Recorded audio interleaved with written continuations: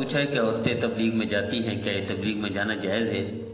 مختصر جواب تو یہ ہے کہ نہ صرف جائز ہے بلکہ افضل ہے، بہتر ہے، بہت ہی اچھا ہے آج کل کے ماحول میں۔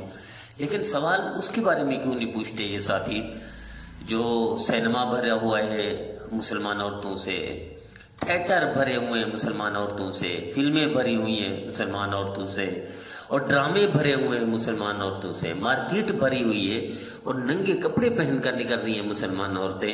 تو بلکہ یہاں تک کہ بہت بری اور گندی جگہ کا، فحاشی کی جگہ پر جہاں ہوتی فحاشی ہے اور زنا ہوتے ہیں، وہاں اس کے لیے سوال کیوں نہیں پوچھتے کہ عورتوں کا جانا جائز ہے یا ناجائز ہے؟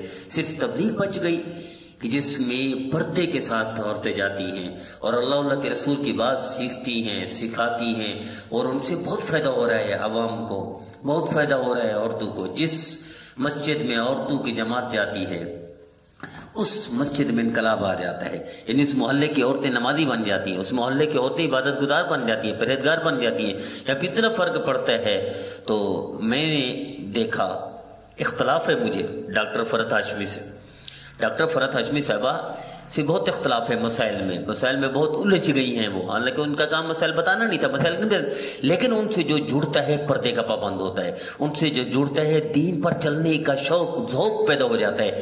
جب ایک عورت اس طرح کام کر سکتی ہے، اس میں مسائل سے اختلاف ہے، ہمیں اس کے موقف، اس کے نظریات، ان کے افکار سے 100% اختلاف ہے، لیکن میں نے دیکھا ان سے جڑے ہوئے لوگوں کے اندر دین کا شوق پیدا ہو جاتا ہے۔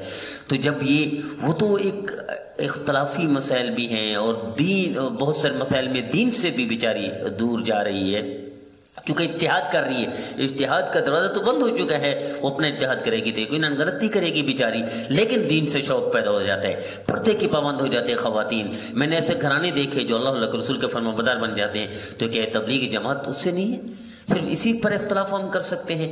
نہیں، جائز ہے، اولا ہے، افضل ہے، بلکہ بہتر یہ کہ ہر محلے سے، ہر مسجد کی جماعت میں خواتین کی جماعت دوسرے محلے میں جائیں تاکہ یہ انقلاب پیدا ہو۔ جہاں مردوں میں جماعتیں کام کر رہے ہیں وہاں عورتوں میں تو ضرورت ہے۔ کیا عورتوں کو کون سمجھائے گا؟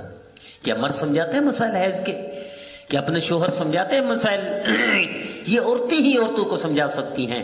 جب اللہ کے رسول کی فرمانبرداری کیا صرف مردوں کے لیے، عورتوں کے لیے نہیں ہے، عورتوں کے لیے ہے، تو عورت ہی عورت کو سب سے بہتر مسائل سمجھا سکتی ہے، رہنمائی دے سکتی ہے۔ اللہ ہمیں اشکال کے بجائے اللہ ہمیں صحیح طرح سوچنے کی صحیح فکر عطا فرمائے اور امت کا درد عطا فرمائے۔